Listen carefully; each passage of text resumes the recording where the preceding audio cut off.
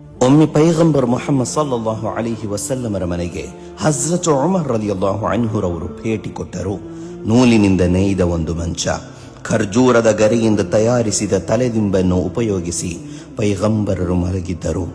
ವಿಶ್ವದಲ್ಲೇ ಅತಿ ಶ್ರೇಷ್ಠ ನಾಯಕರಾದ ಪೈಗಂಬರರು ಮಲಗಿದ ಅವಸ್ಥೆ ಕಂಡು ಉಮರರು ಜೋರಾಗಿ ಅತ್ತು ಬಿಟ್ಟರು. ಯಾಕಾಗಿ ಅಳುತ್ತಿದ್ದೀಯ ಉಮರ್ ಅಂತ ಪೈಗಂಬರರು ಪ್ರಶ್ನೆ ಹಾಕಿದಾಗ, ಪೈಗಂಬರರೇ, ರೋಮ್ ಮತ್ತು ಪರ್ಷಿಯನ್ ರಾಜರು ಎಷ್ಟು ಸುಖದಿಂದ ಜೀವಿಸುತ್ತಿದ್ದಾರೆ. ವಿಶ್ವನಾಯಕರಾದ ತಾವು ಈ ಅವಸ್ಥೆಯಲ್ಲಿ ಮಲಗಿದ್ದು ನೋಡುವಾಗ ಬೇಸರವಾಯಿತು ಅಂತಂದರು. ಪೈಗಂಬರರು ಉಮರರಿಗೆ ಸಾಂತ್ವನದ ಮಾತುಗಳನ್ನಾಡಿದರು. ಓ ಉಮರ್, ಅವರು ಇಹಲೋಕದ ಸುಖವನ್ನು ಸರಿಯಾಗಿ ಅನುಭವಿಸಲಿ. ನಮಗೆ ಪರಲೋಕದ ಶಾಶ್ವತ ಸುಖ ಸಾಕು. ಇಹಲೋಕದಲ್ಲಿ ಯಾರು ಕಷ್ಟದಿಂದ ಜೀವನ ಸಾಗಿಸುತ್ತಾರೋ ಅವರು ಪರಲೋಕ ಸೇರಿದರೆ ಅಸಂಖ್ಯ ಅನುಗ್ರಹಗಳು ಅವನನ್ನು ಸ್ವಾಗತಿಸಲಿರುವುದು ಎಂದು ಹೇಳಿ ಸಮಾಧಾನ ಮಾಡಿದರು.